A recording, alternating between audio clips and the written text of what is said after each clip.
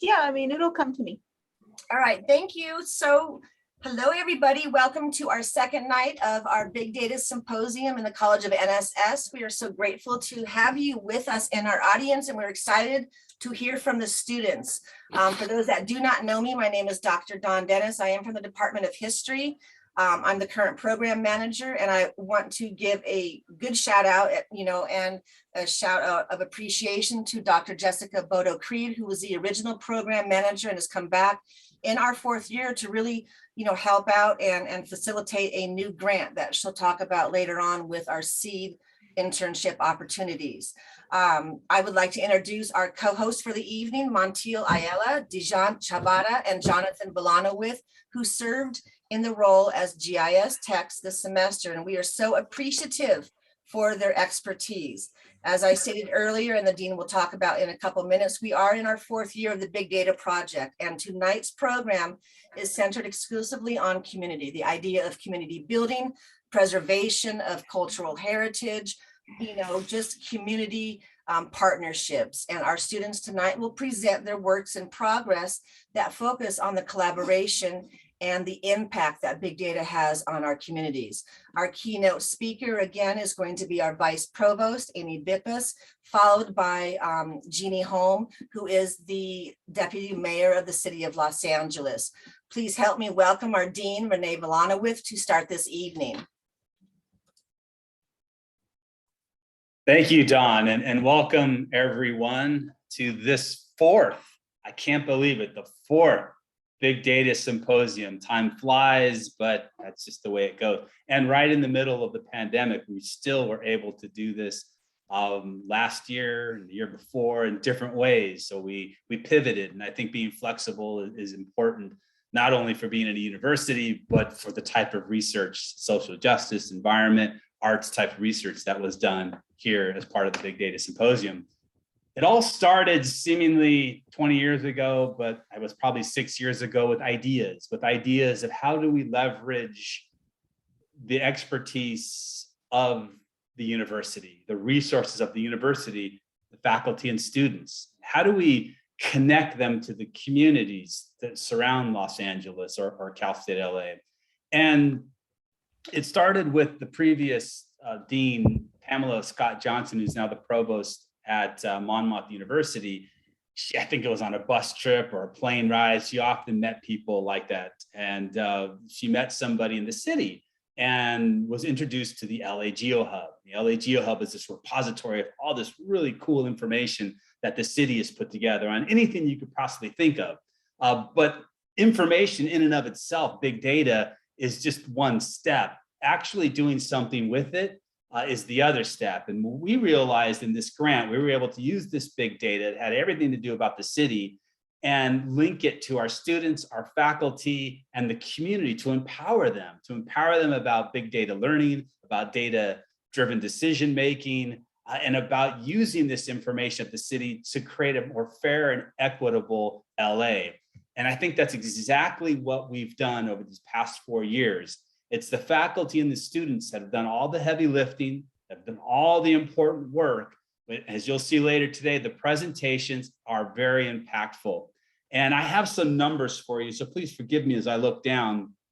But we have received, over 28 faculty have been involved, over 1,000 students, all in these spring course redesigns. And that's exactly what's going on here with the presentations. There's these spring courses that faculty applied and said, hey, let's implement or let's embed the goals of the grant and use it for a spring class. And then we've also in the fall, we've used it in our NSS 1001, Introduction to Higher Education. And in that over 100 sections we were able to reach and almost 3,000 students. So when you begin to add all that stuff up, that's a lot of people over 4 years who aren't just part of Cal State LA, but then go home and talk to their parents about this, talk to their siblings about this, take it to the job place. And that's where it spreads. And I hate to say this word, like wildfire, just because of the situation we're in Southern California, but it does spread that way in a good way. And each year when I sit back, and I get to do that for once, I can be quiet, I can sit back and watch the wonderful presentations. I'm blown away about the important work that's done in these courses, especially in the spring redesigns, because it's coming from different fields, from religious studies, from history, from anthropology, from computer science, you name it. All these different fields have a slightly different bent, but that ultimately it's about environmental and social justice issues. It's about creating a fair LA. It's about using the information, this repository of stuff that's out there to do good in our communities. And it's just, again, it's bittersweet. At the end of a grant, you're happy and you can applaud all the great things that students and faculty have done. But at the same time, it's sort of bitter because you know it's coming to an ending. Maybe. We just pressed submit on a new NSF proposal that is going to look at some of these similar things, but connect to the neighborhood councils, 99 of these in the city of Los Angeles, using the same LA GeoHub, using Esri's important ArcGIS platform to map and visualize this information and try to connect it even more. So hopefully we'll get the grant. Hopefully we can continue some of these same things in the future. And I just think that, again, I'm almost speechless at the end of the night, even though I'm called in to say something, that because I look at the incredible maps that are presented and really the incredible information about our city that we get to play with and make into important things. So I get the pleasure of introducing our acting provost, Amy Bippis. And Dr. Bippis has been with the university for a while and knows quite a bit about the university and has been a mentor of mine over the years. And I actually love having meetings with her because why? A great speaker, but also has that institutional knowledge and can put it within the context of this grant. So Dr. Bippis, the floor is yours. Thank you so much. Thank you for the invitation. Hello, everyone, and welcome. I'm so happy that you all are joining us for this latest program in the Big Data Forum series. You know, I have to say, I myself proudly embrace the label of data nerd. I've never met a data set I didn't love. And so, you know, this is really my element. I'm very excited about what's going on here. So I'm particularly excited to be here today to celebrate the work of our students and faculty and collaborators who are using big data to address the needs of communities throughout LA. This is really what Cal State LA is all about. You know, in preparation for this, I wanted to look up, you know, there's always stats coming out about how quickly we as humans are creating more data. And as soon as those stats come out, they're already out of date because it is just astounding. Data's growing at an exponential rate. We're proud of our students who are training to be the professionals who can take all that data and extract meaning from it, you know, from all these ever expanding sources of data. And big data has really given us some exceptional abilities now. It enables us to ask profound questions about our society. And it also gives us information that we're able to drive truly insightful solutions because of the scale that we're able to see our communities at. It can turn I think of it as putting on Technicolor glasses. It can turn our world Technicolor and you can see these patterns and intersections that you couldn't see before. And in doing that, it also allows us to drive really innovative pedagogy. Our faculty are really doing amazing things using big data to help students apply what they're learning in class to real world issues and solutions, which is just an incredible experience for the students, but it's also incredible for what it pours back into our community. So, you know, at the end of the day, the most important thing about this is the big data empowers us. It turns information into tools that we can use to fix problems and improve situations in the communities we come from. It can help inform and reform public policy, which I know a lot of the projects focus on. And probably the most important outcome, it can help guide scarce resources where they're needed most, right? You get the data in front of the people that have the resources and magical things can start to happen. So, you know, we often say on campus, Cal State LA is LA. Cal State LA students are Los Angeles. The overwhelming majority of our students come from our region and stay here after they graduate. So their work in this program really gives them a leg up in whatever career they would choose. But we're truly fortunate that so many of them are passionate about staying here and giving back to the communities they come from. So they're learning how to use big data to empower those communities, especially those that are traditionally underserved and digitally disconnected. So I think that's the most exciting aspect of the Big Data Project, the connections it makes among our faculty, students, and organizations that are serving residents across LA. So speaking of connections, I also want to thank Dean Glenowith. I also very much enjoy working with him, and I'm very happy for his continued support for this project in the College of Natural and Social Sciences. I really want to thank the students and the faculty that are working on these projects. I'm so proud of what you're doing to serve LA, and you're really focusing in on our university's mission of engagement and service for the public good. This is really what we're all about, so it's amazing. And thank you to the City of Los Angeles for your partnership and contributions, and to all the nonprofit organizations that are part of this collaboration as well. So again, congratulations to everyone for your incredible work that you're showcasing here, and I hope you enjoy the forum tonight. And so I'll turn it over to Deputy Mayor of Los Angeles, Jeannie Holm. Thank you all. Thank you so much, Provost.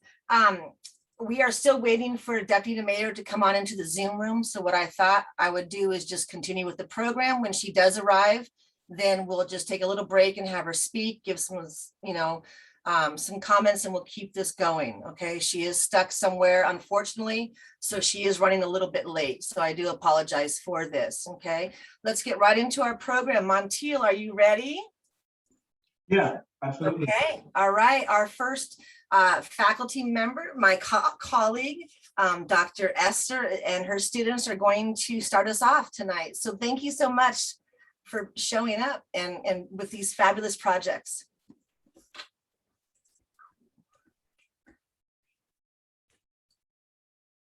Sorry. Let me make sure that I'm on. Yes, so great to be here, and thank you to my students for being here. This is a really difficult time in the semester, and they were able to make it, so I'm really happy about that.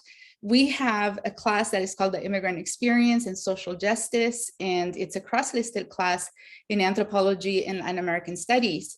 And what I've done in that course is sort of look at the issues of immigration from many different perspectives, but focusing on policies, focusing on the working conditions of immigrants, and teasing out the dynamics of gender, how gender impacts the economic mobility of immigrants as a whole, and how those kinds of issues have impact on generations.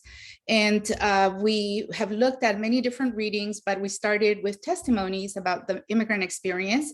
And then we moved on to look at the national policy and national debates that are constantly in our news cycle, and kind of considering again the whole issue of not only the immigrant community, but how other communities are impacted by the language, by the policies that impact or restrict the integration of immigrant communities, and considering the issues of immigrant justice and advocacy.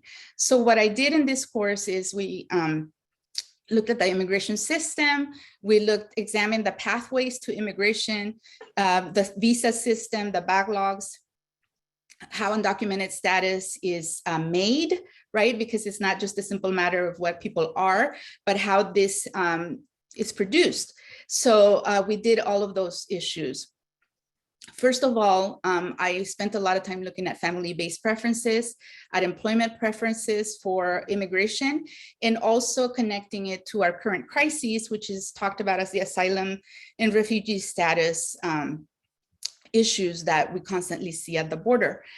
After we did all of that, we looked at specific areas. So part of the process of integrating the big data was kind of changing what I usually do, which is kind of, again, looking at the immigration issue from the perspective of immigrants, but also incorporating the different generations and how they're affected by the discourse of immigration.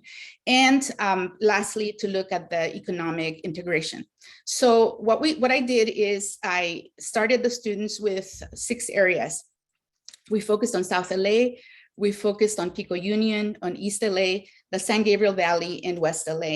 And basically the main issue I wanted to do was to compare, what is going on in these areas and what are the patterns that we can observe. As a result of that, we did story maps because we needed to be familiar with the GIS software. And so it took us a little bit of time to get going with that. But what we ended up doing is we did the story maps and focused on specific topics. We focused on the issue of aging, the issue of the wage gap for immigrant women, and particularly undocumented women, and ethnic enclaves, the refugee asylum system, the detention process, and also education. Today, I've invited 2 of our groups to present, and the Aging and Immigrants group is going to present along with the Immigrant Women's Income and Economic Mobility group. And part of the rationale for that, again, is to look at these issues of how the immigration experience, right, impacts the generational wealth that people are able to accumulate. And the other issue is, hopefully I'm going to be able to develop a project with Chirla that is connected to the aging population. And so as a result of what we've done, we have a bit of a sense of what is going on with the aging community. And I myself did a story map that I didn't put in here, but we looked at issues of the elderly index, which basically examines how immigrants incorporate into the economy and what kinds of challenges they have as they age, right? And so our students will talk a little bit about that in their story maps. I can leave it at that. And, just again, like the opportunity to look at this data was really important. And this issue of working with community and working with advocacy and community organizations is really crucial. And I will be working with Chirla to create a survey on populations that are aging and the kinds of challenges that they're facing. But today, let's move to our groups. And I think we'll start with the aging group if Montiel can get them, if they can share their screen, and I will stop sharing my screen. Yes, of course. Thank you for that wonderful introduction. Now we're going to shift to our first presentation of the night, which is the Aging Immigrants and the American Dream.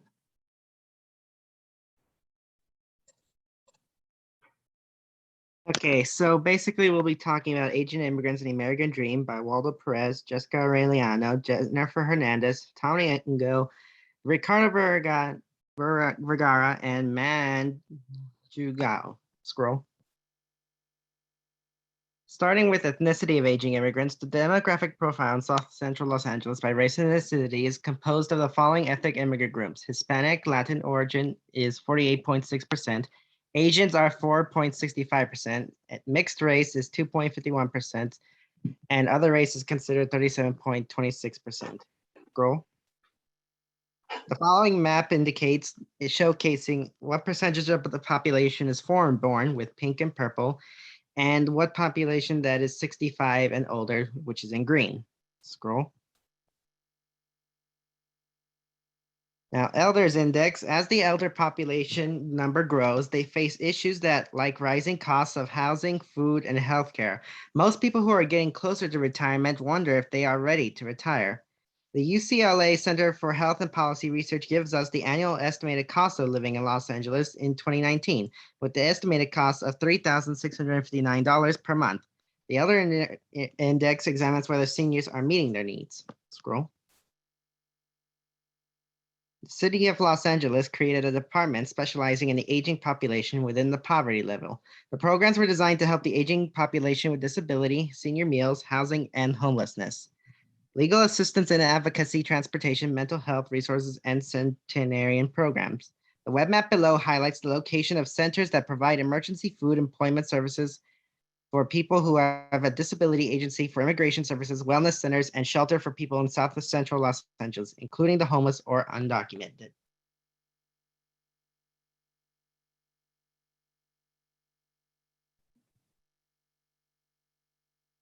Stop. Moving on will be my colleague.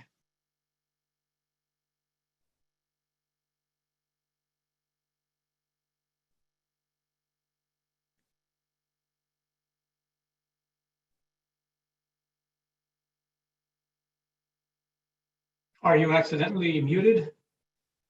He says he's having technical issues. Can you just skip down to the part where it says programs for aging immigrants, and then we'll go back up to there. And if he doesn't fix Actually, it, then I'll no, go yeah. over it. So no, I'm here. I'm here. Apologies for that. I don't. Oh, he's here. Yeah, I don't know what's up with my It's my okay. app. Yeah, no, it's okay. We're here. It's all good. Okay. Yeah. So I'll be focusing on. Go ahead and scroll back up to crime. Yep. So I'll be focusing on the issues and concerns for aging immigrants in Southern Los Angeles. So here we'll be focusing on crime and its correlation to the foreign-born immigrants, particularly aging immigrants. So among elderly violent crime victims, more than half reported being victimized at or near their home. Go ahead and scroll down. So as you can see from the maps, either on top or at the bottom, you can see crime rate is higher in the areas where there is foreign-born. Fortunately, crime rate trends do not move heavily based on aging immigrants. It actually shows that younger people tend to be the cause and are the most affected. So if you don't mind scrolling down to aging immigrants.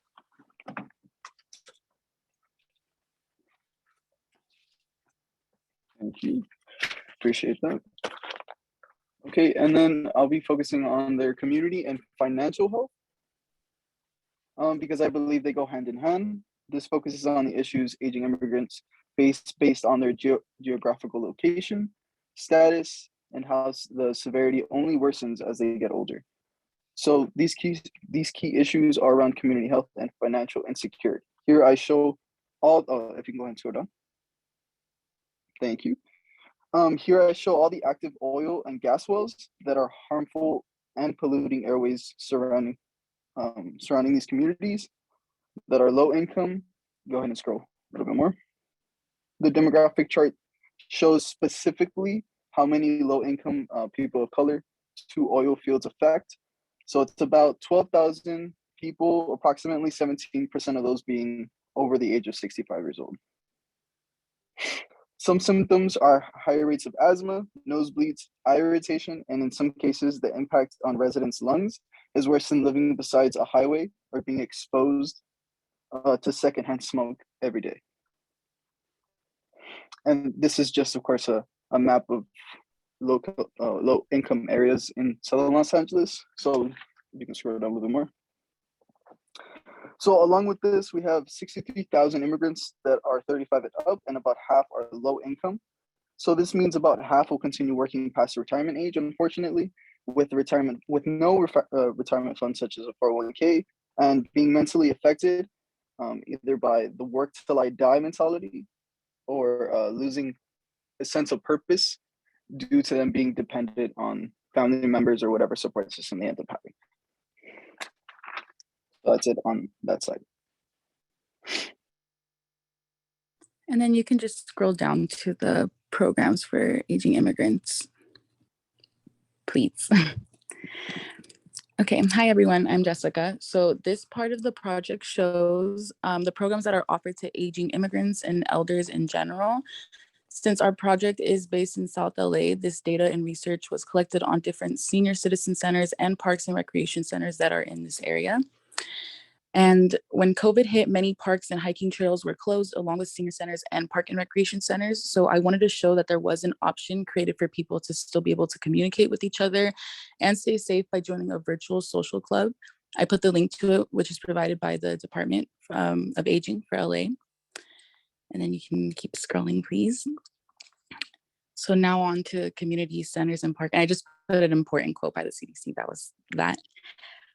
So research has shown how beneficial it is for seniors to get exercise. And the first map that I created was data collected of all parks and recreation centers in South LA. Here, seniors can enjoy the outdoors, live a healthier lifestyle. It's also important to remember that depression is a serious mental illness that can start to develop in elders, especially aging immigrants, when they start to feel isolated from the community and lack of overall support, which is why it's important that they know what's available to them, just like the senior citizen centers, which I'll be talking about next. And you can go down. And that's the map right there of the border of South LA is the blue line, and then the green is the parks that are in that area. So I've listed the different benefits that senior centers offer and how their main purpose is just to uplift and bring positivity into the lives of its members. I also noted how there's often a language barrier for Spanish speaking only members, which is why they do offer assistance in those situations. And then as an example, I used a senior citizen center that's actually located in South LA called the Jill Gilliam Senior Citizen Center, and just wrote down what types of clubs they offer and their benefits. And then the last map under it is a map of all the senior citizen centers in South Los Angeles, and there are about 7. It's important to remember it's not easy to be an immigrant in any country, but as people age, their needs do, including proper healthcare, hobbies, socializing, and overall support. So it's important that they know what's available to them. And then for the last part of our project, we're going to be looking at available hospitals and healthcare that's available in South LA. So you can just scroll down, please. So the first map right here was created to show the different locations available in case of a medical emergency, which is if you can scroll up a little bit more, please. This includes hospitals, home health agencies, mental health department, and medical emergency department as well. And then the second map under it is a map showing different health insurances. This map shows the data of people who have insurance and people who do not have insurance based on citizenship and gender. And then we also wanted to note some difficulties that occur for aging immigrants in terms of healthcare, whether it be language barriers, lack of transportation, fear of deportation, the cost of healthcare, and overall the unfamiliarity with the healthcare system that many immigrants, not just aging, can relate to. And then to end our presentation, we chose to bring up the importance about different programs and benefits for aging immigrants, because self-care as well as healthcare are equally important to any human being, whether you're an immigrant or not. We also believe that people should know about programs that are available to them, no matter their citizenship.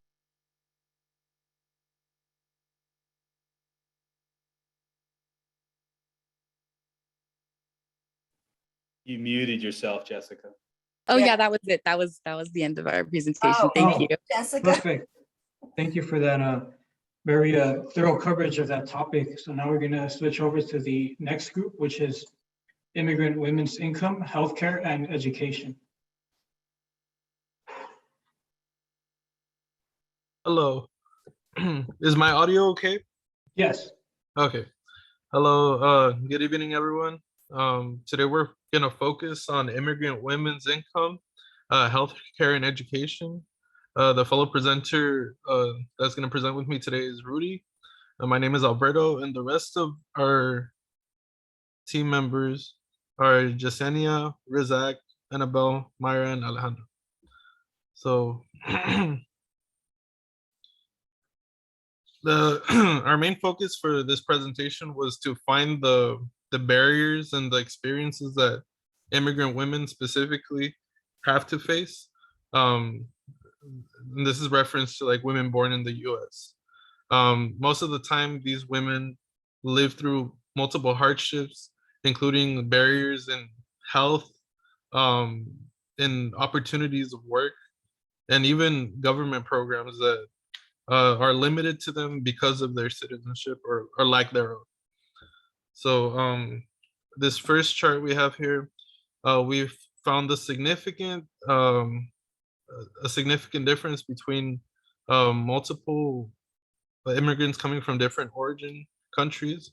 We found that Mexico has the highest percentage overall, and Colombia having the lowest, but seeing that most of the time news reports we see, we only talk of Mexico and Latin American countries, but it's interesting, and it's good to see that that the data shows and reflects different immigrants from different places, not only Mexico. So these are experiences of female immigrants from multiple places. The first specific barrier we're going to talk about is education. The education system is difficult for an immigrant to prosper, and things outside of school also become barriers as well. So due to the lack of education, immigrant women suffer from extreme poverty. Most of the time they're put in settings where they are not allowed to maybe express themselves as much due to language barriers, making it more difficult for them to develop their skills and develop their knowledge due to this language barrier, and causing them to feel discouraged and feel this barrier to succeed. According to the research, there are more than 23 million female immigrants in the U.S. today from around the world. 29.6 of the women immigrants have less than a high school diploma. And low levels of preschool enrollment contribute to poor academic performance. Stereotypes also contribute to the type of barriers that these women face. In the bottom, we can see our graph.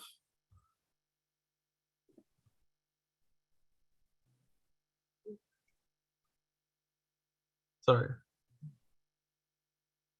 Yeah, so comparing our US born Californians with California immigrants and California recent immigrants, seeing the similarities and differences between the statistics. One of the major shocks or barriers also include the culture shocks amongst immigrant youth. So the struggle of them adapting to a new country is pretty intense, and most of the time involves them having to assimilate to a culture that they're not used to.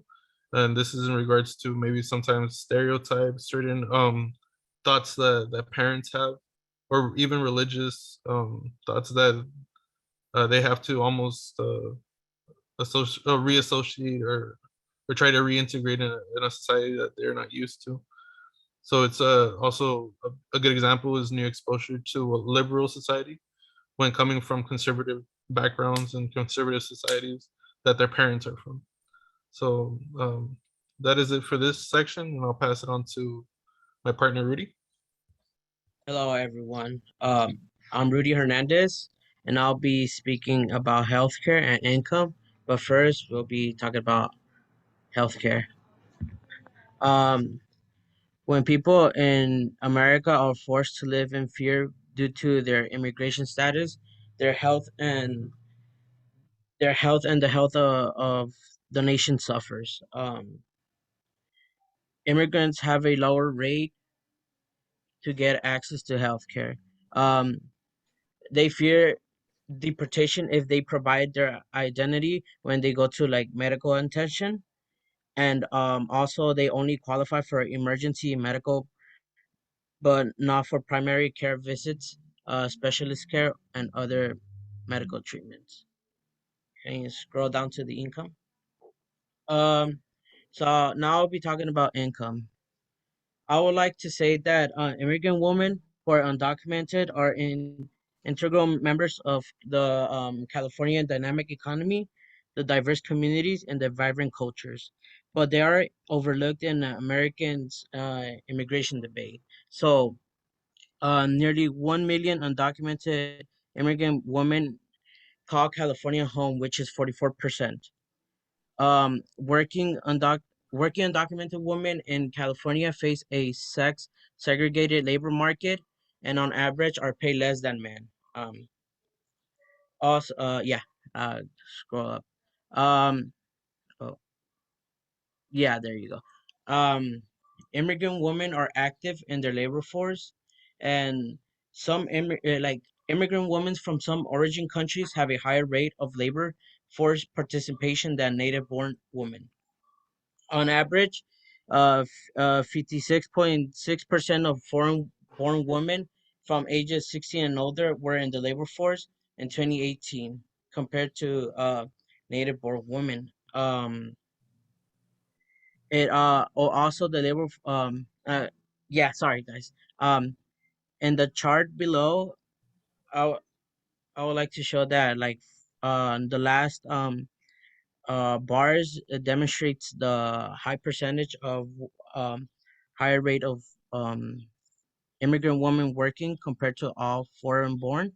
I would like to mention that as my colleague Alberto mentioned that there we mostly talk about when we talk about immigrant people or immigrant women, we always think of Mexico, right? As you can see, Mexico, a woman from Mexico has a 53% of labor force compared to all foreign born um women.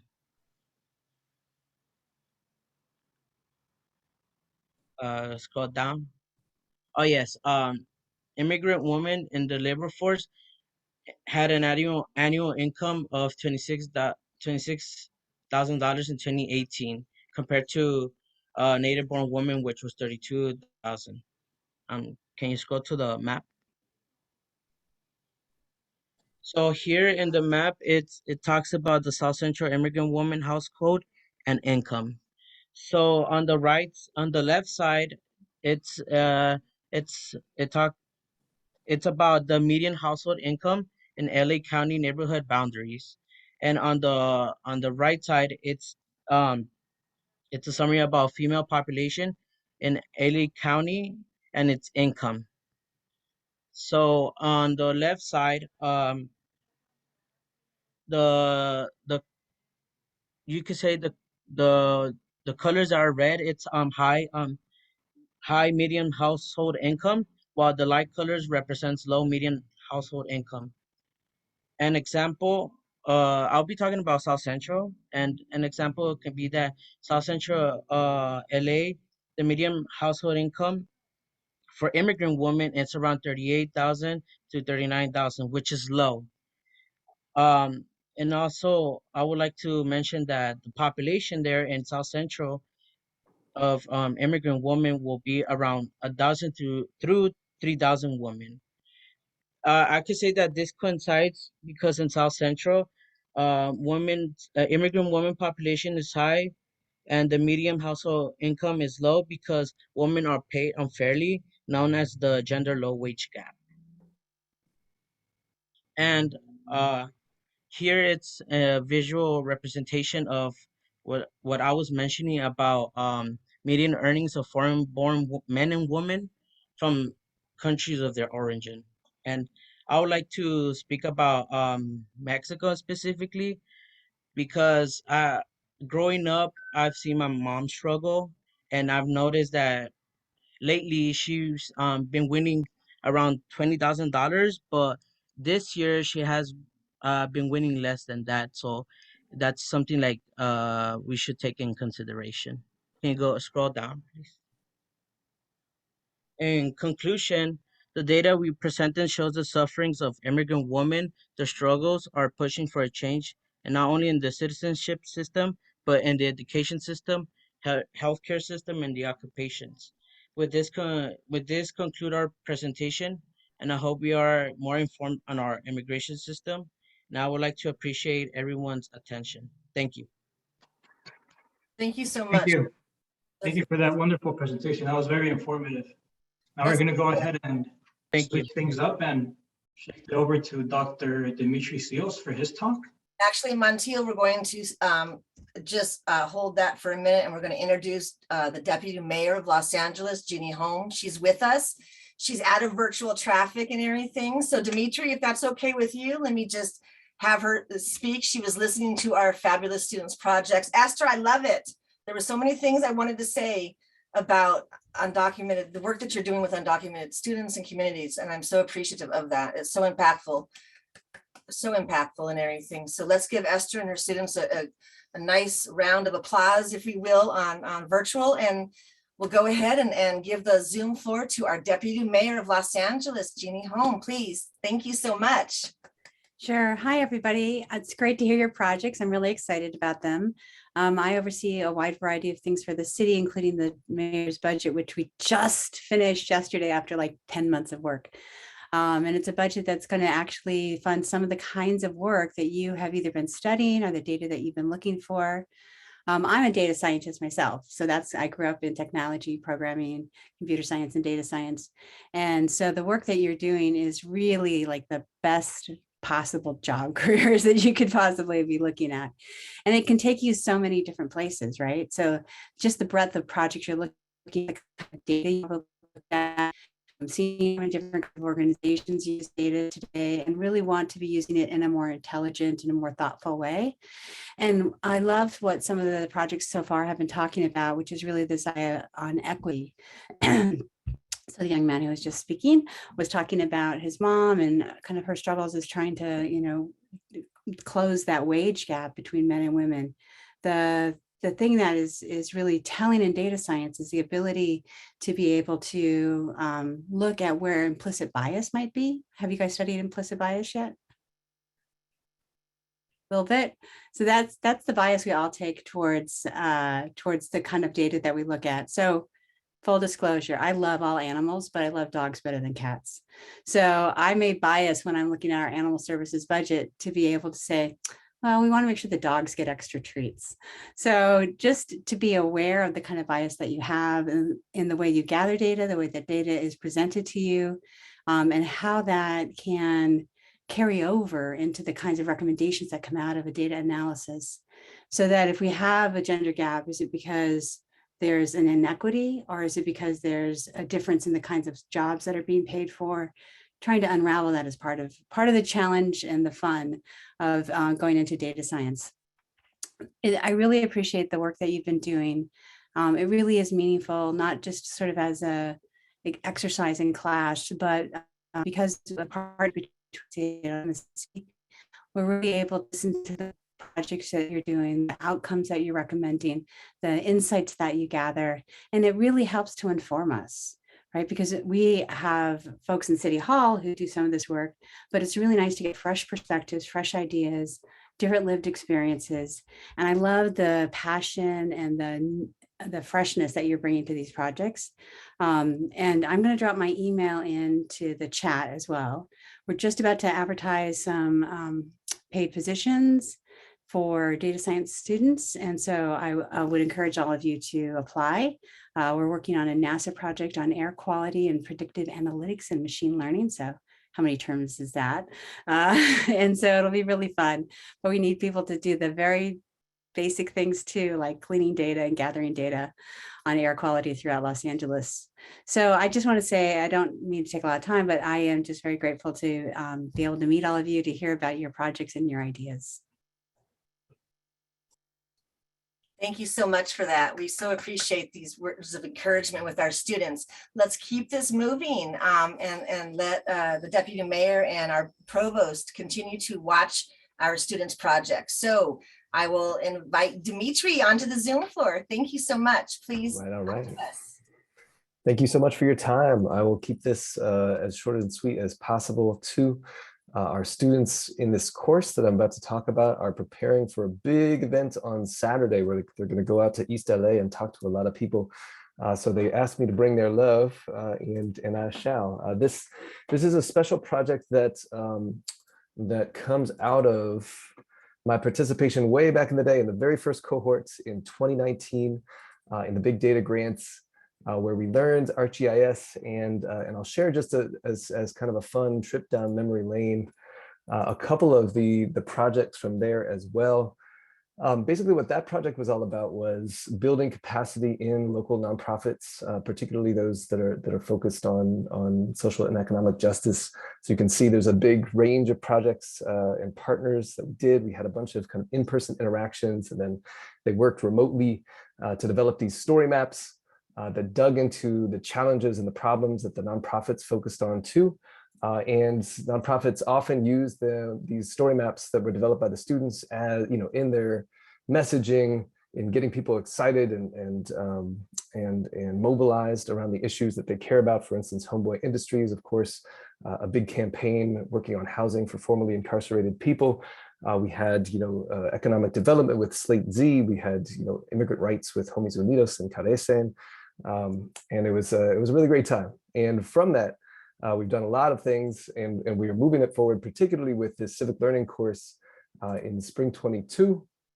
Wonderful. And LARP actually retained one of the students for a year after, working on a mapping partner mapping project. So that student actually got like a, their full-time job was doing GIS with LARP. It was really I love amazing. that, Dimitri. I was so excited. I hope you were talking about that too. That's so excellent. Big time, big time. So this course is in partnership with the Office of Hilda Solis, who is a LA County supervisor, but also in partnership with the LEAF program here at Cal State LA, which I'll talk about in just a second, and the East LA Entrepreneur Center. The core of the work that we're doing is a collective action research project, which is trying to dig into economic inequality, and particularly to understand the needs of small business owners and other economic leaders in the community of unincorporated East LA. Many small businesses we know have been very hard hit by the pandemic, and so many have closed and so many are still struggling. And there's some real gaps in knowledge of how they're struggling and how to help. And I think one of the big things that we're looking to do is just fill those gaps by actually talking to real people, leveraging, of course, mapping technology, understanding where needs are concentrated the most, but above all, really kind of, talking to people face to face. And the students also have kind of focused neighborhoods that they run their own action research projects on in parallel. So we're doing work together, and they're doing work that they direct on the side. So in small teams, they're creating these maps where they're putting their interview data on the maps. And that's, they've done a lot of, I'll show you what they've done so far, but that's the kind of end goal that we're marching towards bit by bit. And then as a full group, we're going to interview a whole bunch of economic leaders in the community in that quest to better understand what's going on. So what they've done so far is a lot of kind of spatial analysis using existing tile layers around issues that they care about. And so that's economic justice, but it's also housing, and it's educational inequality. And you can see they're also starting to construct their own kind of point layer maps where they're mapping resources and also centers of challenge on these issues in their own communities. But they've also done a ton of interviews for themselves, and we're using this platform called Airtable, which enables like very rapid and rigorous qualitative analysis of data. So you can see people's answers next to each other. You can see a lot of the interviews that they've done. This is just one team's data. We have across the 50 students, I guess 12 teams working on this. Woo. So what we're going to do on Saturday is march out into East LA along with a bunch of wonderful staff members, including some folks from the East LA Entrepreneur Center, and including some folks from the LEAF program here at Cal State LA, who have done a lot of work with local economic leaders around the LA area. And just, talk to people. It's going to be a lot of fun. It's been a lot of work for everybody involved, but it's extremely meaningful, and we're looking forward to it for sure. This is part of a broader project called the East LA Economic Mapping Project, where we're ultimately this semester we'll probably get at least 150, probably 200 interviews, and then ultimately we'll get about 400, which is somewhere around 75 to 80% of the businesses we know about in East LA right now. So it'll be a long project, but it's definitely worthwhile, and it should give us a lot of insight. The students are very excited and also a little bit nervous for this weekend, as you can imagine. So we're sending them good energy. Good Indeed. energy. Indeed. So the broader project is to really just help folks who have been hit hard by the pandemic. We know that a lot of the folks who are, mom and pop joints, blood, sweat, and tears, immigrant families trying to make it work in these communities have faced like some incredible hardships. So the idea is to use all these interviews to really roll out resources that are tailored to the needs that folks have. And this is coming out of the LEAF team here with, I'm just one cog in the wheel, and the mighty Elaine Rodriguez, of course, is our director, and Smarla Parker is my, Anaid is a former student. Yeah, Anaid gets around nowadays, She did an exhibit with me, and I saw her last night, and I see That's her. right. I love it. Indeed, yeah, no, she presented right after we were, I swear to God, we were stuffing folders to give to the economic leaders full of like programs and support, like right before she came back for that presentation. So yes, and then so this is part of a broader push on campus. LEAF is kind of a center for economic development, particularly for women of color entrepreneurs here at Cal State LA. I thought I recognized your name. Josie, I appreciate you. Yes, that's one of our wonderful fellows right there too. So yes, we have a lot of support for women of color entrepreneurs directly, and then we have this great cohort of fellows too that are working with us and partnering with each of these women of color entrepreneurs as kind of an entrepreneur, a catalyst, helping them get to the next level. So yeah, very, very, very fun work for sure, very meaningful work. It's part of this bigger work that we do called the Civic and Social Innovation Group. But I won't take any more of your time. And thank you so much for your time and attention. Woo. Dimitri, this is so wonderful. Thank you for sharing that. I had a question before we move on, just because it's on my mind. What are you going to be doing with those oral interviews with your this project? Are you going to archive them? Or? Yes, we're going to create enriched GIS maps actually of the interviews along the lines of the displacement prevention project, like the anti-displacement mapping project. So yeah, so people will be able to access those anonymized interviews and use them to get an understanding of what's going on in the community for sure. Such powerful work. I am so excited for your students and this opportunity. Thank you so much for sharing the updates with us. And like he said, Dimitri was one of our first that worked with Dr. Jessica Bodo-Creed, the original project manager. And so they have deep history together. This is fabulous. I so appreciate this. Okay, Montiel, are we ready to move on? I think so. Thank you so much, Dimitri. Dr. Seals was in the same cohort with Dr. Nuno, who presented yesterday. All these connections, I love it. I love it. This is great work. Okay, our next faculty and their students are ready to go. Montiel, are we ready with them? Yeah, we'll just turn things over to Dr. Gabriela Fried for her presentation, for her introduction to the class, her class. Thank you. Yes, hi everyone. I guess while Dr. Seals unshares, I don't have a fancy PowerPoint to share. I'm just going to classically introduce my class, but I have very big shoulders to follow, Dr. Seals and Dr. Hernandez, and you will see that it's this really perfect segue. This class, I'm going to read from some notes so I don't forget anybody, but I'm honored to be teaching this special topic class in Latin American Studies called Narrating Migrant Lives. So this class actually is a very small seminar, and it's about telling stories. So it's actually the opposite almost of big data, but I'm going to argue that what we're doing is that telling the stories, and the stories, Dr. Hernandez students were telling stories as well, which are really remarkable stories. And our stories are more about the trajectories of migrants before they get to those communities that our students have been mapping, right? So the elements of the work we did were having a meaningful narrative. Each student picked, I didn't curate anything they did. They could pick, I mean, they picked the class and then they could pick whatever narrative they wanted to do or they were already working on. Many of them are actually just about a step before graduation. So they did a huge effort in that project. So the elements were the narrative, which was essential, the map, and choosing a memory object that you will see portrayed in pictures, right? To build their story maps. We did a lot of focus on the stories themselves. And the questions that, let's say, inspire this is, what does science serve? What does our social science approach serve? Or who does our social science approach serve? From whose perspective and with what aim? So basically narrating here means to have a decolonial transformative tool for meaning making and building community and solidarity of the lived experience. So again, bear with me because this doesn't seem to address big data, but you will see that there is a very strong connection, because these stories are a form of visualizing and lifting out of silencing and oblivion of the official story. These stories that the students chose are stories that are usually not visibilized in public experience. So they are being lifted from the invisibilization of that we socially create.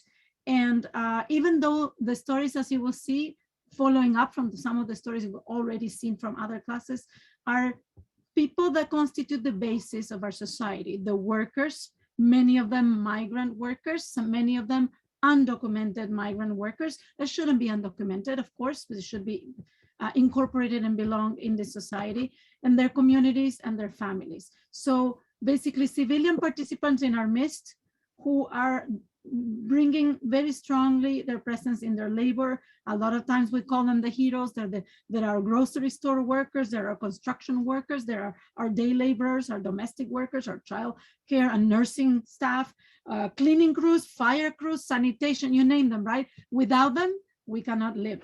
However, their lives are being erased.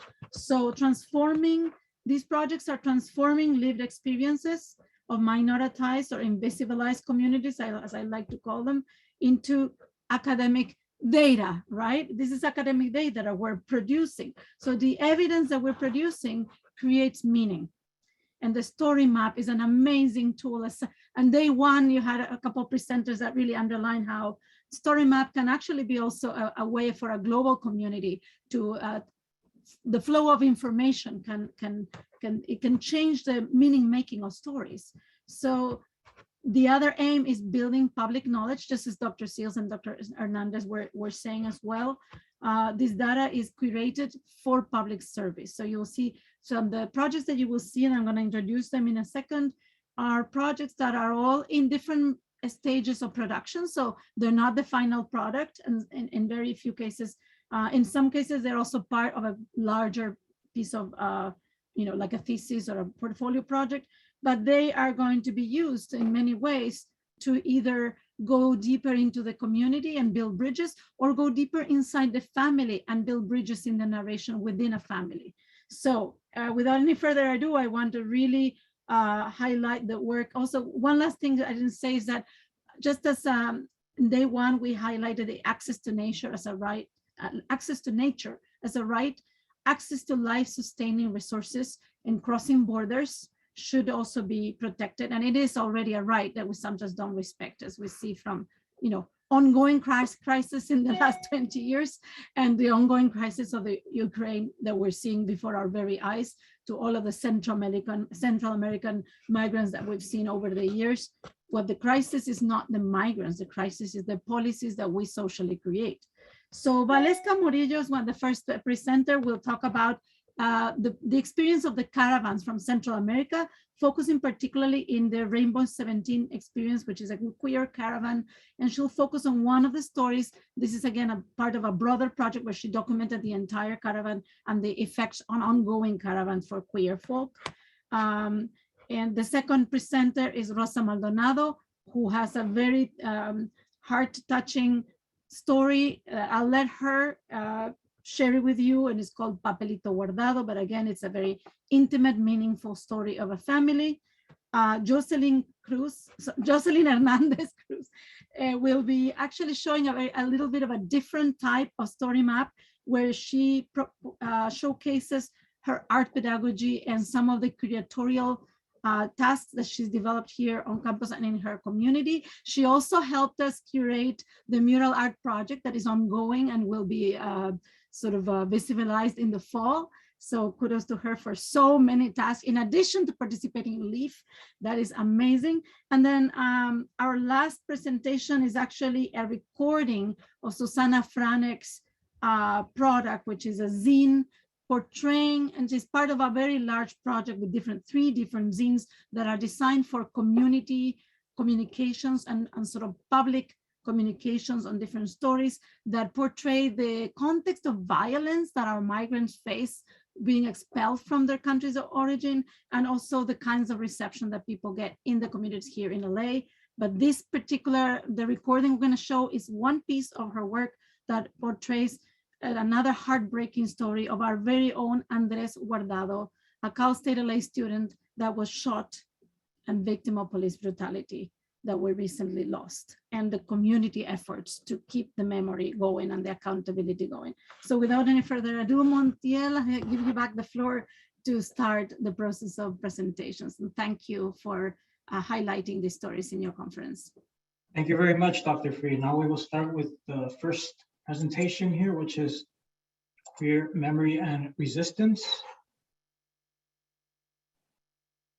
Hello, everyone. So this is my storyboard, Queer Memory and Resistance, the Rainbow 17 and their journey to liberation.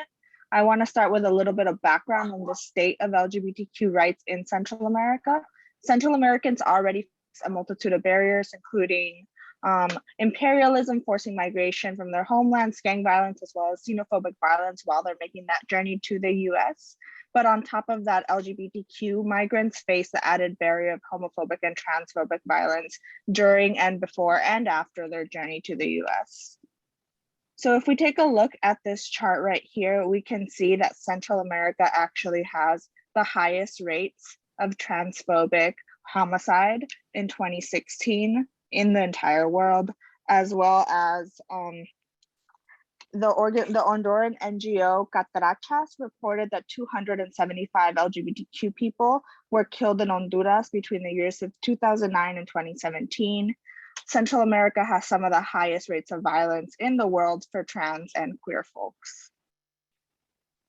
So who are the Rainbow 17? The Rainbow 17 are a caravana that consisted of 6 gay men and 11 transgender women. In August of 2017, they arrived at the US-Mexico border to seek asylum. The members were from countries all over Central America, and they created this group in search of solidarity and safety due to the violent transphobic and homophobic rhetoric that they faced in the mainstream caravanas. So in this storyboard, I'm going to be focusing on one story, Hersen, who is a gay man from Honduras. He is from San Pedro Sula, which is one of the biggest cities in Honduras. And he was actually outed by his own doctor to his workplace and community. He was fired that same day, and he faced extreme gang violence and familial violence due to this forced outing. If we scroll further down, we can take a look at this map that maps his trajectory to the Arizona border. So he starts in San Pedro Sula, Honduras, then he makes his way to Guatemala City, where he seeks some refuge there, but then he eventually makes his way to his destination to seek asylum at the Nogales, Arizona border. Here we can see a quick quote on his experience in Guatemala. He states that he continued to face violence in Guatemala as he did in Honduras and throughout the journey to Nogales, Arizona.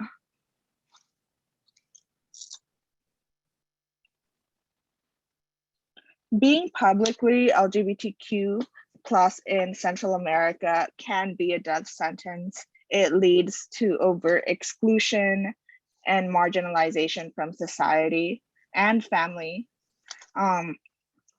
This violence is perpetuated by the heteropatriarchal state, and the Rainbow 17 created their own group to be able to seek refuge from this marginalization.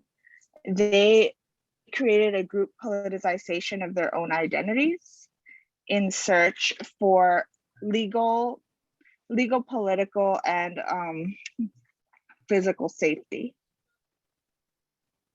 Here we can see a picture of the Rainbow 17 marching to the Nogales border wall in August of 2017, holding a banner that says Primera Caravana Trans Gay Migrante 2017. They are proudly and overtly being themselves as they march to this journey. And then just in conclusion, Rainbow 17 was the very first trans and gay caravana, but they certainly are not the last. The following year, another caravana of trans and gay migrants from Central America made their way to the US border. This time, this caravana consisted of about 50 migrants, and then the following year, another caravana consisting of even more trans and gay migrants followed in their footsteps. And Hersen was granted asylum in 2018. Here he is pictured at the New York City Pride Parade in 2019. Thank you all. Thank you very much, Melissa. That was very informative. Now we're going to go ahead and move to our next one, which is Papelito Guardado and Undocumented Mujeres Migration Story. Yes, thank you, Montiel, and thank you everyone for listening. So as Montiel has read, my title is called Papelito Guardado, an Undocumented Mujeres Migration Story. Papelito Guardado is hidden papers. It's a translation from Spanish. And just to kind of read the description, this story map recognizes one of the many lived experiences of undocumented mujeres and mothers in the US who succumbed to the alchemies of erasure. For this story map, I will be focusing on the story of my mother. So one of the big questions that I want to pose is, can projects such as the Big Data Project document the complex histories and experiences of migrant and diasporic communities? And throughout my oral history, as well as examining the literature that I've read thus far, these were 4 of the theoretical concepts I was able to identify. So one being the invisibilization of gendered migration histories and experiences. Another one is the transnational network in labor migration, in particular domestic work. Another one would be the transmission and embodiment of memory and body trauma. The 5th one would be intergenerational and transnational families. And the last one would be the multi-level forms of violence masked in these stories. So my story map begins with the journey of my mother recollecting her childhood home, as you can see there. And the reason why I wanted to highlight her history is because I don't give it much credit in terms of how it shaped my educational and professional endeavors. Also, my mother is now a grandmother. So we were in the conversation of how would we want to share my mother's migration story with her granddaughter. With regards to my mom's own migration story, it kind of stemmed from the passing of her father and economic hardships that her family faced. Therefore, kind of starting her origin of her migration story and her decision to leave Mexico and come to the US.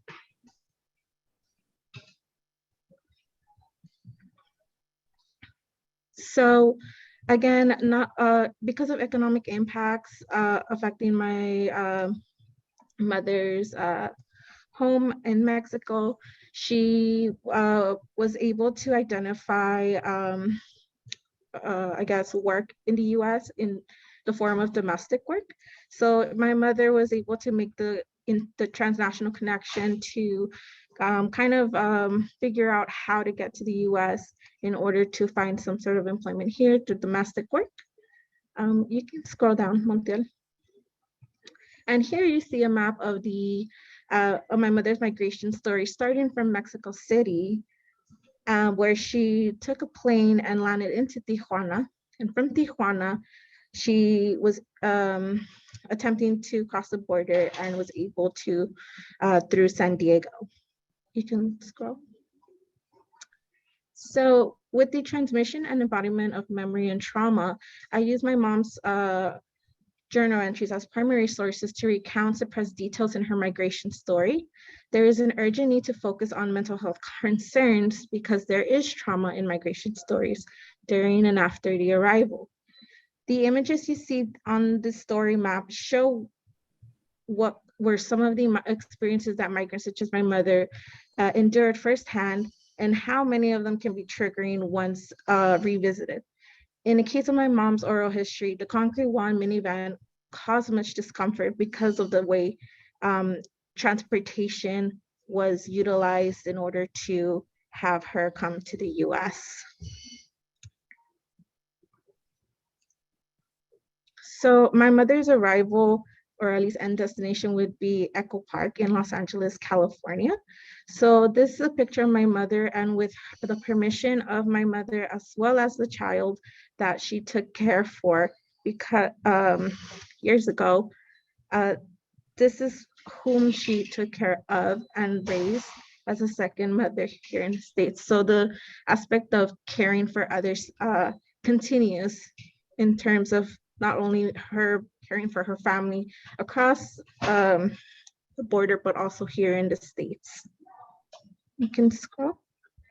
And now I want to focus on the migrant dilemma, which is the intergenerational and transnational families that are created in once migrating to the US, as well as leaving their respective country of origin. So here you see a picture of my mother holding my daughter, and this is her first granddaughter. And as an undocumented woman, as well as other undocumented migrants, they have this dilemma of whether or not they should stay in the US to be with their children and potential grandchildren, or go back to their respective country because of health concerns in their own family. So in this case, my mother has a terminally ill sister. So she is in this dilemma whether or not she should stay or leave to care for others.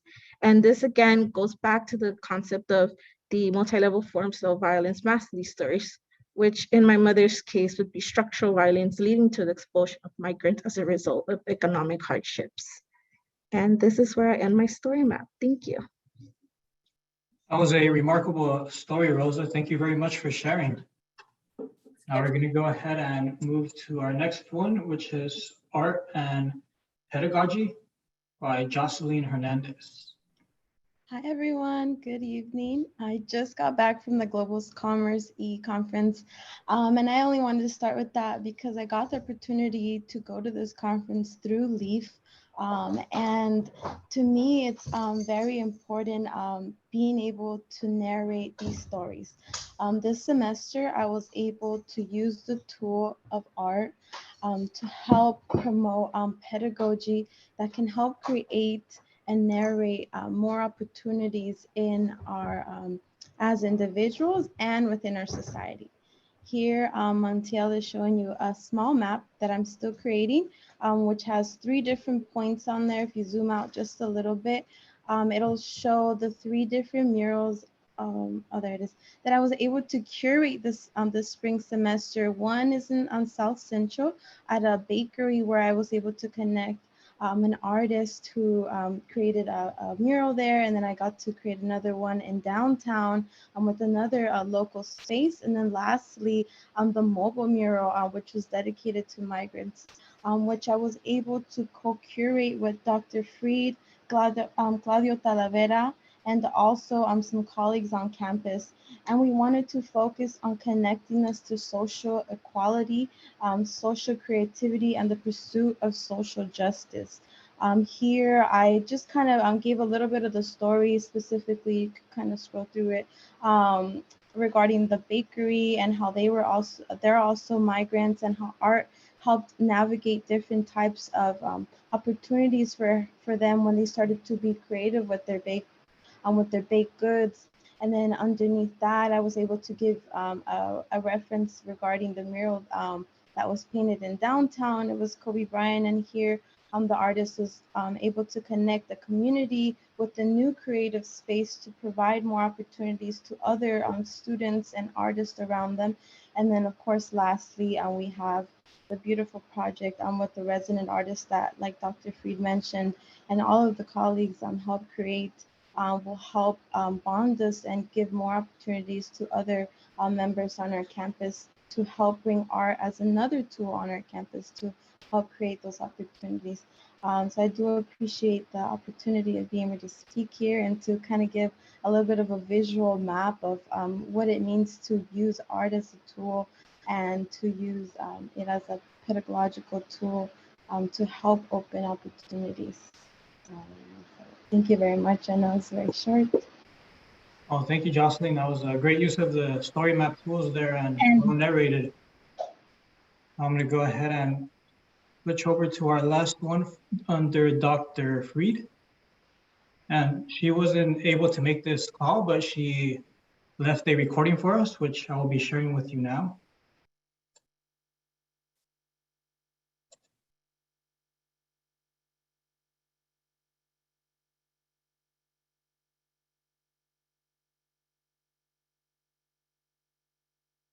No, we can't hear her. Montiel, is there sound? Can you guys hear it? Uh-uh. No? I have my mic on, so. Let's see. Is there an option here on? Yeah. Yeah, when you share your screen, you have to click on the little button that says sound, share sound. Yeah, when you share a video, there's several sounds you have to share. That's how. Oh, I see it. Yeah. Learn something new every day. I know. I didn't know that. Thank you for sharing. Absolutely. To these shows. Is that good? Yes. Okay, perfect. Murders in the community. And I start my story talking about, I map the histories of the violence that's happening back in home countries in Central America and talk about this cross-border hemispheric violence. And it's part of the migrant experience as they travel and get to Los Angeles.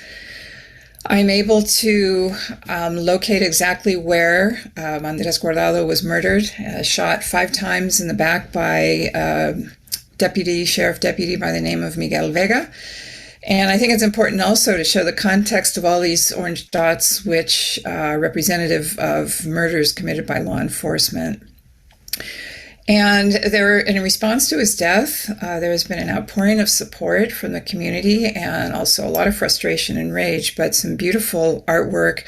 I mean, he was pretty busy doing 2 jobs, going to school, helping his family.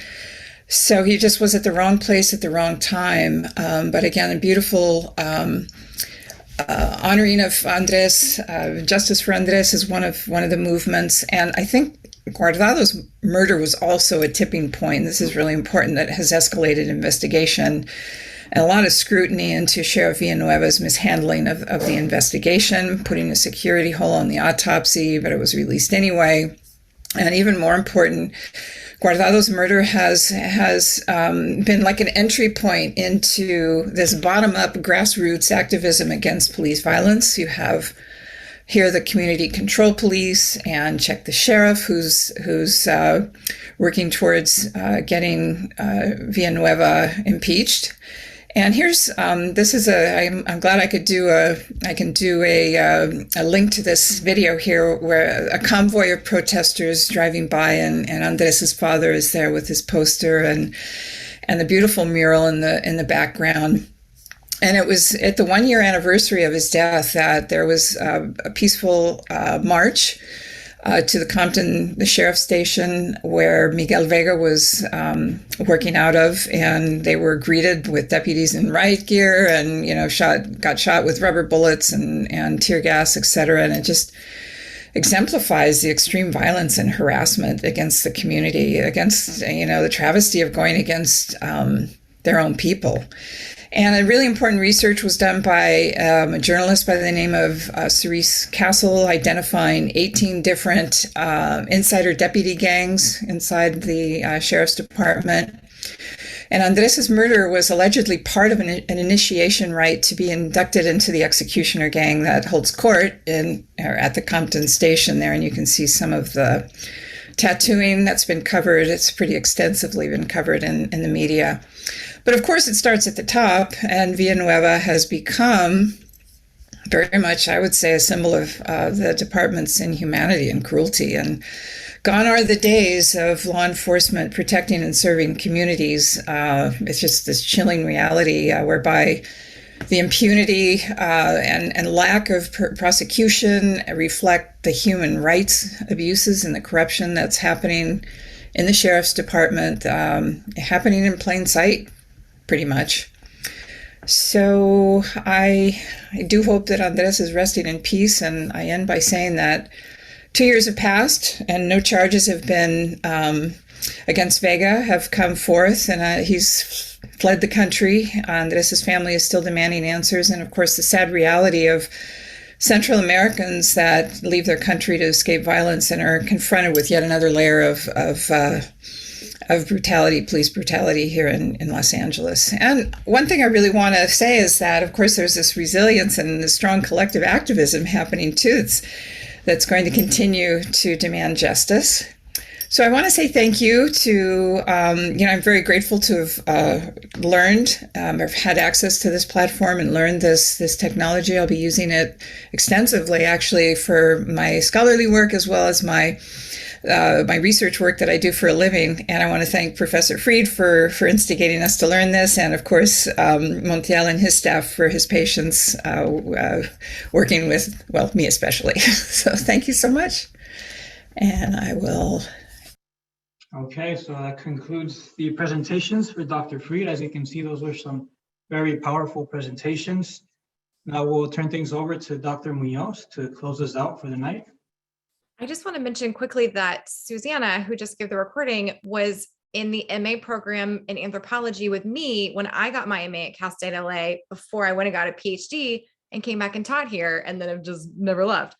So Susanna's a familiar face where Dean Vilanowith was chair of anthropology at that point. He and I were just texting like, oh my God, it's Susanna. And I knew she was getting an MA. I'm so glad she was part of this program. Wow, interesting. Her research is so powerful though, Dr. Freed, absolutely. Absolutely. So this is just, I love this research and this impact that it has on our communities. Okay, let me go ahead and share my screen real quick. Let me make sure I have it in the right place. Yes, I do. Okay.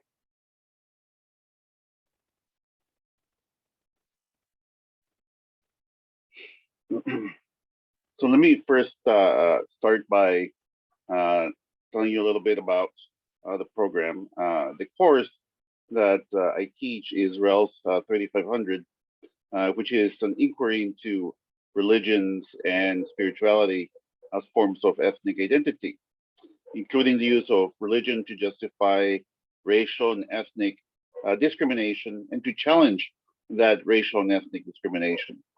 The class itself is a thoughtful study at how a person's identity is formed within a society, also looking at how religion affects our views of personal and communal identity. And the class itself focuses on questions of racial and ethnic discrimination, see how religion plays both a dominating role in the discrimination itself, but also providing a safe space for people who are suffering from discrimination. This is the dashboard that we built for the presentation. Let me actually move this here. Let me show you the dashboard. Where is it? There we go. This is the right one. I was showing you the wrong one. Okay, so the dashboard itself, let me show you about it. Has various aspects to it. Let me, first of all, on the left-hand side is the Jewish temples that we study. Each Jewish temple is then connected to a map, as you see here, that contains information about the temple itself. So if we make this bigger, we can see who the founder was, when it was founded, what year, where it's found at. If we zoom out, we will also see the cluster of the Jewish temples or shuls that we worked on in the project. I made that too big. Here we go, let's go. I must have way too many things open. Here we go. So the other map that is connected to this is a demographic map that looks at the demographics in the LA area and where each of these Jewish temples are found. So as you can see, many of the temples are found on the west and north part of Hollywood, Beverly Hills, and you can see where most of the demographics lie. Another map that we use in looking at the demographic is a economic data map. Again, looking at where most of these temples lie in terms of economic data. And finally, we also have a map that I constructed that looks at anti-Semitic events in the greater Los Angeles area for the past 6 years. And places you see here that have the big dot and little dot. And that means that there are multiple events in that particular area. If you look at Los Angeles, for example, you will see that in the past 6 years, there have been 360 anti-Semitic events, from harassment to propaganda to assaults. So there are safe places in LA for Jewish people, but as you can see, there are a lot of anti-Semitic events that are also occurring in this particular area. One of the things that I found also interesting in doing research, and here's a heat data map that shows anti-Semitic events in San Diego and in Los Angeles. And as you can see, it is in the main cities where you're seeing most of the anti-Semitic events occurring for the past 6 years. And something else that I wanted to show you, and I think it's interesting, when looking at diasporic, oh, I don't have it here. I wanted to show you how the population of Jewish people in LA has grown from one person in 1840 to 622,000 in today in 2020. So one of the things that is interesting about LA is that LA attracts diasporic populations, just like you see people who left El Salvador, and I was one of them, because of the war. And we had to basically come to LA and start our diasporic life. And the same thing as freed slaves, and when we did our historically Black churches in LA program last year. Again, these diasporic populations are attracted to LA because they are able to create for themselves a community here, and the churches and temples do provide an important place for them to establish their life. I want to say that I'm extremely proud of the work that the students have done. This has been obviously, as you can see, labor intensive. They have worked on their own. Unfortunately, my class was small, and there are a lot of historical Jewish temples or shuls. And so they had to do a lot of the work on their own. And so you can see that they really did hard work in trying to research and find information about their temples. I want to thank, first of all, Dean Renee Vidalowith, and also the College of Natural and Social Sciences for the mini grant. I want to thank Dr. Don Dennis and Dr. Jessica Bodo Creed, as well as Jonathan Vidalowith, Montiel Ayala, and Digan Shabda for helping me with the technology. And of course, everybody in the cohort that I worked with and talked to and gave me ideas as to how to create this particular project and how to look at the population growth and also the various ideas in creating maps and so forth. I'm going to have 3 people present. They are, let me just show you, it should be History and Information of Shuls by the Beach by Stuart Woolstout, History and Information of Temple Beth Am by Adriana Reyes, and History and Information of Temple Beth Israel in San Diego by Jennifer Ornella. So let me go ahead and share, and we'll start with Stuart. As you can see, one of the interesting things about the dashboard is that we can go from looking for the shul on the beach part. It's gotta be somewhere here.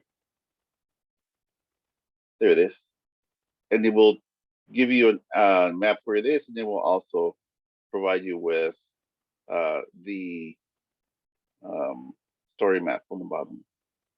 So without any ado, Stuart, you are up. Hi, my name is Stuart Wolstout. It's an honor to be part of this symposium. My story map is about the shul on the beach, and it's a small Jewish synagogue. I started with, it was founded in 1920s. I tried to get the founder's name, but for some strange reason, even I contacted the synagogue, they did not have the original founder's name. And the main two people who were able to, in 1920s, there were 6 synagogues in Venice area. And after the LA County had issues with the circulation of the water canals in the area, it ended up creating a lot of mosquito issues in the area, and which made the city to become a slum. And that caused a lot of people living the area. And 5 out of 6 of synagogues ended up being sold just to support the Jewish community. And the only one that was left was the shul on the beach, until in it had a lot of struggles. That's the blue one on the map. You see in that picture, the blue little building. I refer to it as a jewel on the beach, because in that old redness, that shiny blue one, that's the shul on the beach. That's the synagogue. And in 19, if you could please scroll down, Dr. Minas. Yeah, the Jewish affiliation is Orthodox Judaism, and that's it is one of the Orthodox Judaism is one of the traditional Judaism. My apologies.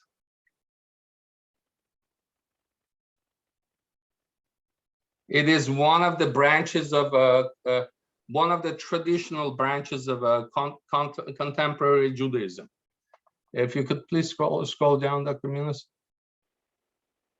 Okay, that's the current rabbi right at the temple right now, Dr. Rubenovich, Shalom, Rabbi Rubenovich, who himself was a member in the church until 5 years ago, until 7 years ago, until in 2015 he became the rabbi. And the people who started the campaign in 1977. So the area became a ghetto until after 1920s, and after they sold five of the synagogues to support the Jewish community. This was the only one that was left. And in 1977, if you could please scroll down, Dr. Minas. In 1977, Rabbi, I think we left it up there. If you could please scroll up. Dr. Daniel Lapin, right there, yes.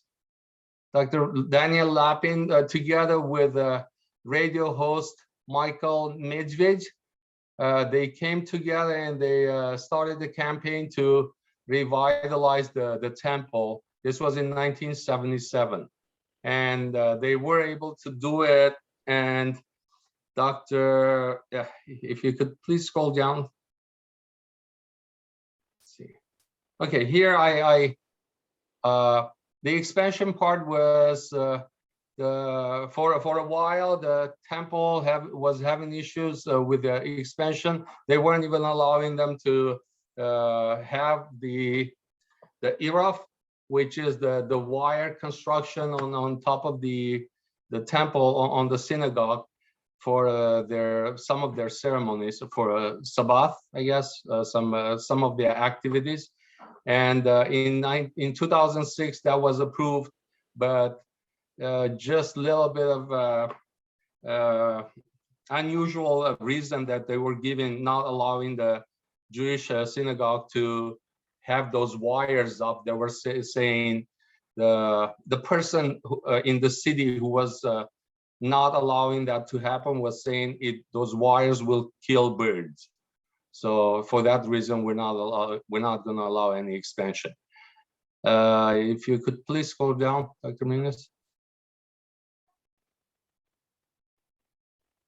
Am I frozen? Oh no. Okay. Okay. I have in my story map. I've included Dr. Rabbi Rubinovich's website with his Tish Talks, which is his sermons and his work, his articles, everything on the right. And I also included the Facebook website, the Facebook profile. Further down, it shows the Zoom link, which is intended for people who cannot make it to the services to be there in person. They're able to join the Zoom and be part of the services. And the resources the temple uses is mainly through the sponsorships for the various activities, like for the synagogue security, it's $1,000 for all kinds of dinners and refreshments. And another way, another resources are the membership, which starts at $0 to become a member, all the way to up to $1,500 a year annually. And the community outreach is one of the biggest roles that this is the rabbi who's been a rabbi for since year 2000 until 2015, and he is known for his even though he's an Orthodox Jew, he is allowing everybody into the temple, and a lot of time he has some examples when they see people coming in, non-Jewish people coming in and just laying on the floor and praying, and his response to that was if we're not going to let them in here, then where else are we going to let them go? I mean, he's known for his inclusiveness. Someone came up to him saying, "Oh, there is this man wearing a skirt and shaved head or something." So they were worried about having a non-Jewish person in a synagogue, and he had the same answer, like, as long as people come in here to pray, everybody's welcome. So the community outreach, they also known for Dr. Rabbi Rubenovich is known for his Sabbath dinners. They're also known for their matchmaking. And if you could please scroll down, Dr. Munoz. To the matchmaking? Yes, let me see. It was further down, or is it up or down? Let me see. You have the matchmaking here. Yeah, that's the one.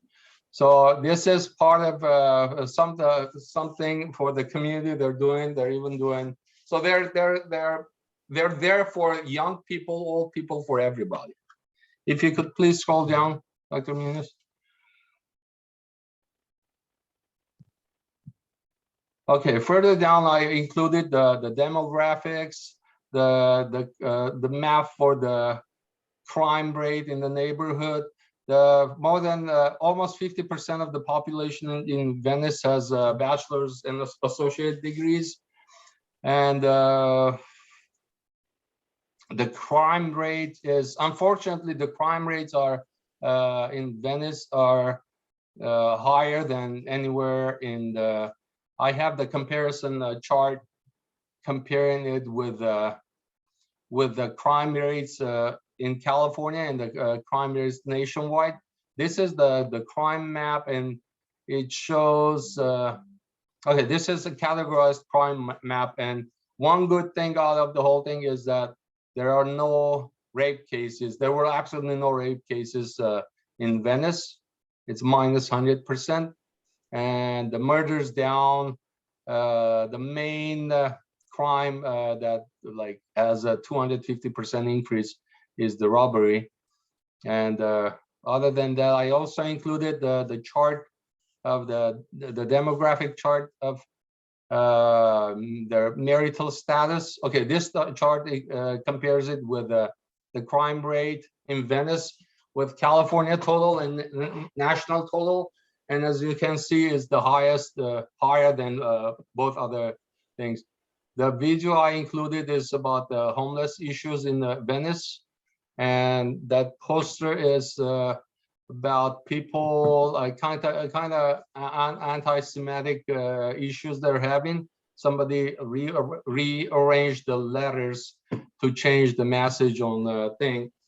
And at the end, I just have the picture showing the graffiti on that's part of the anti-Semitic issues they're having.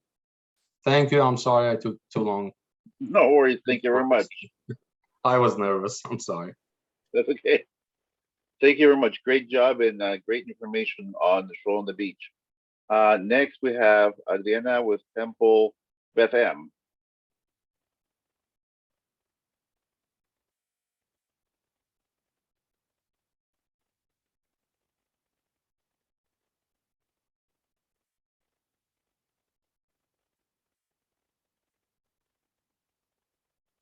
Adriana, I think you're muted, Adriana.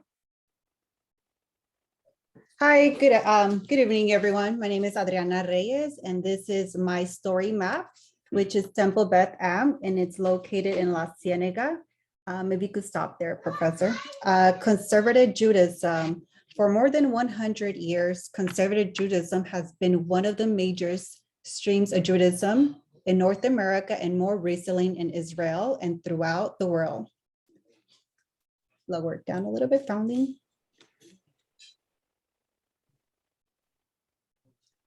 You could stop there, Professor. Founding, where it all started. 6 men gathered at A. Jacobs' home in Kasho Street on December 26th of 1934. First, they made it Talmud Torah, the Hebrew Educational Institute, so that the younger generation may be educated Judaism and Americanized along the true lines throughout the U.S. to us by our forefathers, which is at Samuel F. Goldman Road on the occasion of Rosh Hashanah the next year. History. This is a history from the 1930s, the beginning of the creation of Temple Beth Am. Architecture.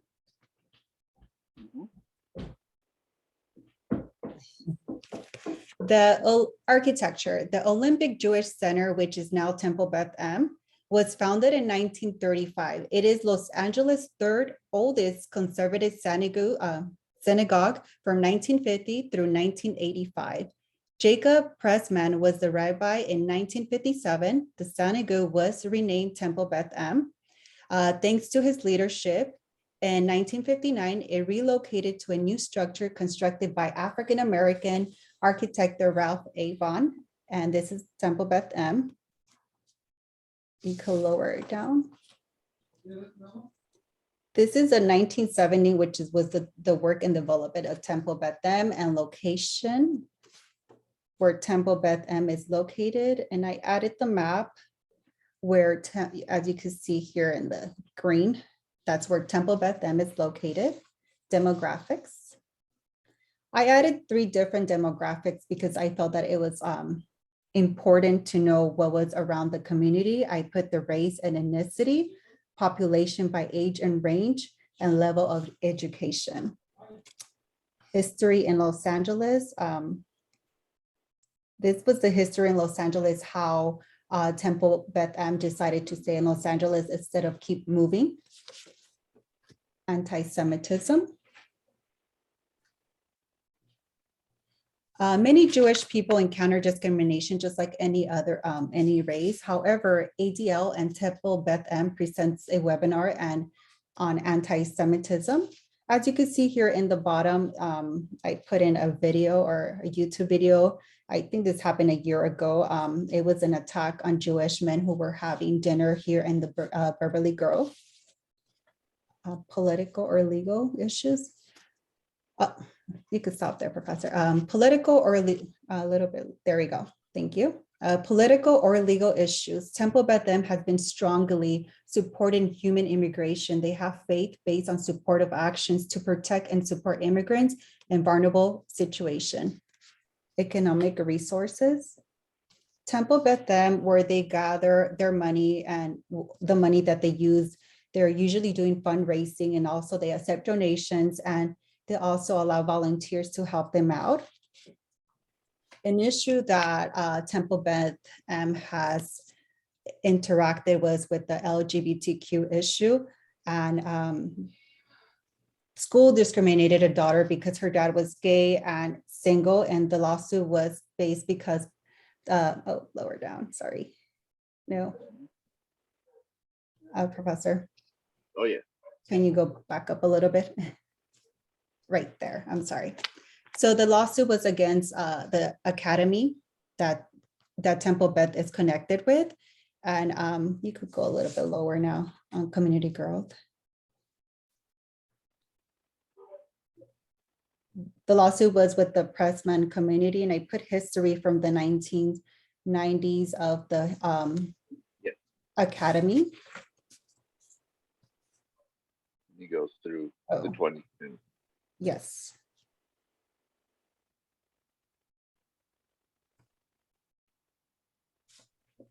Expense summary, Kevin. That's expense summary. Yes, please. So the expense summary, Temple Beth Em gets the opportunity to get a budget at the end of the year, and they could decide what to do with that budget. They could either remodel their temple, or they could remodel the school, or build another build, or they could use that money towards the community outreach. I was fascinated about the community. You could stop there, Professor. Community outreach, because it's very important to be part of the community and help the community. Like they have learning experiences, they have workshop, lectures, and study days. Also living experience and hands-ons, I feel like it's very important. They have book clubs, cooking classes, and theater groups. And they also have this camp, a little lower. It's called Camp Kesh Summer, that provides programming for early childhood, age of 3 and up. And I feel that this is a very important camp, especially during the summer, since a lot of parents don't have a babysitter or don't have any daycare to have their children in. And I added this Shabbaton family outreach YouTube video. And also COVID-19, what Temple Beth Em did during the protocols when COVID-19 lockdown happened. And this is my conclusion of Temple Beth Em. It's a vibrant and forward-thinking community, and whose facilitated is needed of and upgraded to match the quality of the programs. And I also had emailed Temple Beth Em a survey.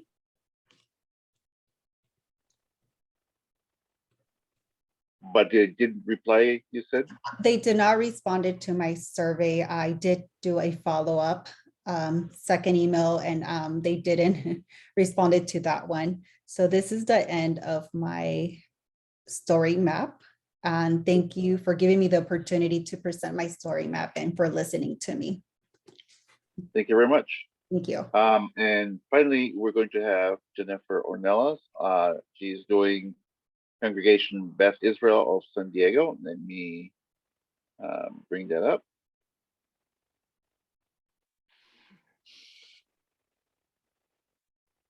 And here's her survey. Hi everyone, I'm Jennifer Ornelas. The synagogue that I research is Congregation Beth Israel San Diego. I tailored a survey structure to receive personal experience from the congregation regarding their family history, involvement within the synagogue, ethnicity, community service, safety, and the future amongst their youth. Unfortunately, I did not receive any response for participation. But Beth Israel being nearly 160 years old, sources for research was vast, which includes a book published for their 150th anniversary. So we'll go to the story map. So I'd like to start with the first Jewish settlers in San Diego. In 1850, San Diego was a population of about 650. Of them included at least 4 known Jewish men and their families: Louis Rose, Louis Franklin, Jacob Marks, and Charles Fletcher. They were fundamental in pioneering San Diego as businessmen, elected officials, and building neighborhoods. San Diego still honors and recognizes these men as contributors of the city of San Diego. It will be Franklin, Marks, and Fletcher who will observe Yom Kippur in 1851 as the first known Jewish service in San Diego in the home of Louis Franklin. They would continue to practice religious worship through the coming years. A notice was published in the Herald newspaper in 1854, inviting Jewish practitioners to join them. In 1861, the first congregation would be formed by Marcus Schiller called Adith Yeshurun. His business partner, Joseph Menace, obtained the first Torah for San Diego. These 2 men are recognized as contributors to San Diego as land developers and city officials. San Diego in the later part of the 19th century and early 20th century saw an influx and decline in population due to drought, failed railway systems, 2 world wars, economic depression, and a flu epidemic. But it will be through the new opportunities on the Western frontier, a finalized coast-to-coast rail system, open immigration for Eastern European Jewish people to escape religious persecution, and San Diego becoming a military installation that allowed for San Diego to boom as a thriving city. In 1885, Adith Yeshurun voted to change its denomination and name as a Reformed congregation named Beth Israel. This change reflected the congregation's growing need for inclusion in a growing Jewish community. Through hardships, Beth Israel was able to sustain itself through support of its members, but as the Jewish population grew, so did the need for structures to grow. They are currently in their 3rd location, which includes a school, halls, and a museum for their 1,200 families and 3,500 individual members. I see this big data project as an experience to bear witness to what Jewish persons experience to be a part of and of building community. When San Diego's population growth, unfortunate incidents of anti-Jewish grew too. There were times, as in the 1950s in San Diego, where Jewish persons and families were prohibited from living in parts of San Diego for fear of lowering economic standards. We witness these scenarios today, but it is through recognition that our ethnicity and religions are what make up a diverse community.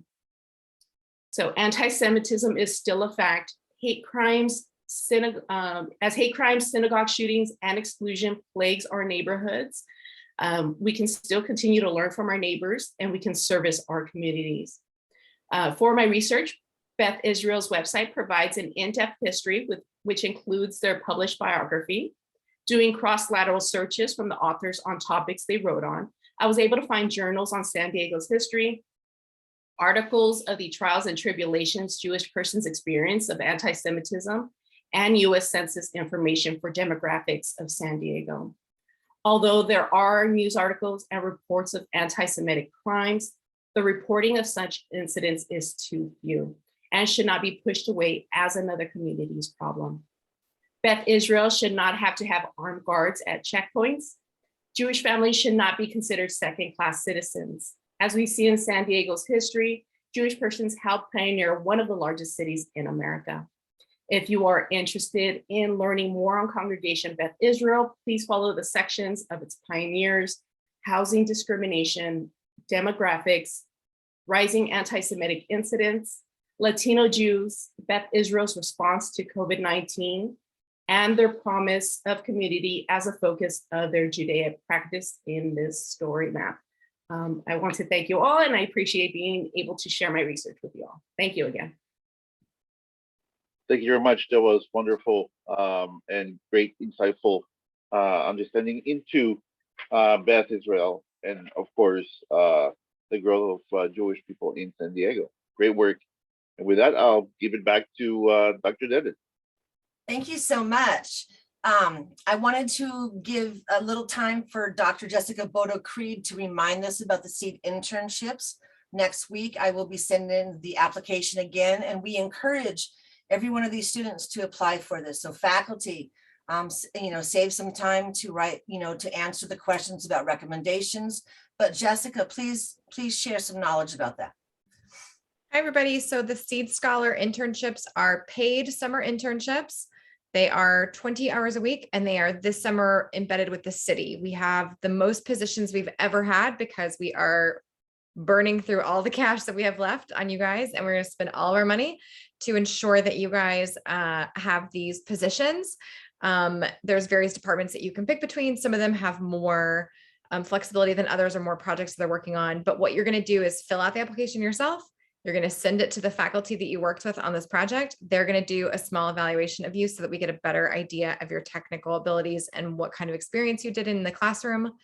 And then we will put this forward, and we're hoping to have as many applications as possible to give as many students opportunities for that. There'll be a showcase at the end of the summer where everybody will get a chance to show and work across all the city departments. It's everything from airports to sanitation to DWP to the zoo.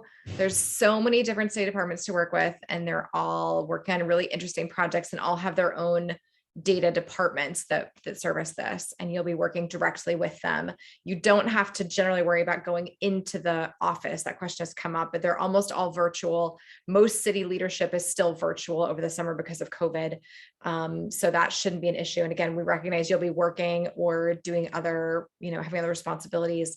So they're 20 hours a week. So again, if you have any questions, let me know, but otherwise talk to your faculty about it. The applications are due in a week. Excellent job, you guys. Thank you, Dr. Bodo-Creed. I'd like to reintroduce our Dean to close us out for this night about community. Dean. Thanks, Dawn, and thank everyone for such great presentations. It reminds me how important, if you were here for 2 days and I saw all the presentations, some really looked at the broad pictures and looked at the data spread across the entirety of the greater Los Angeles area. And others, especially tonight, drill down to the important individual stories that come out of that. And it's important to do that, right? We want to look at distributions. We want to look at what the data say in terms of the broad patterns. But ultimately, the reason we do this is because we want to get at specific information about people, about individuals, about local, very local circumstances. As an archaeologist, I dream about finding the individual in the archaeological record. It's very difficult because I know firsthand as a human being that it's not necessarily the stuff that we're buried with. It's not necessarily the things that we leave behind in the trash, the things that archaeologists typically look at, but rather it's our personal stories, right? It's our worldview, right? It's the things we experience in our lifetime, the joy, the happiness, the tears that fell, the losses that we had, the things that we congratulate with our families. And as an archaeologist, you can rarely find those things. And yet here with this big data grant and what you've done, you've highlighted just that not only is it important to see the distribution of broad patterns, but it's equally and perhaps even more important to get at the personal experiences down to an individual's mother. I mean, give me a break. That is what it's all about. And so I thank you for sharing your well, I don't want to say blood, sweat, and tears. I hope it wasn't that, but I thank you for sharing your hard work. Thank you for sharing your personal stories at times. And thank you for sharing the fabric of the greater Los Angeles and Southern California area that some of us maybe don't know about. And it's those personal stories. It's those stories about temples. It's those stories about our institutions that have to continue to live. And tonight they live through you. And I really appreciate that. So thank you for the great job. Thank you so much, Dean. I would like for everybody just to give yourselves a round of applause. The students deserve this, the faculty members. You brought so much insight. And like the Dean said, you really humanized big data. So with that, I will send you on your way. Thank you for sharing space with us tonight. Again, have a great evening. So thank you so much to all the students and faculty that are here tonight. Have a great evening, everybody. Bye. Thank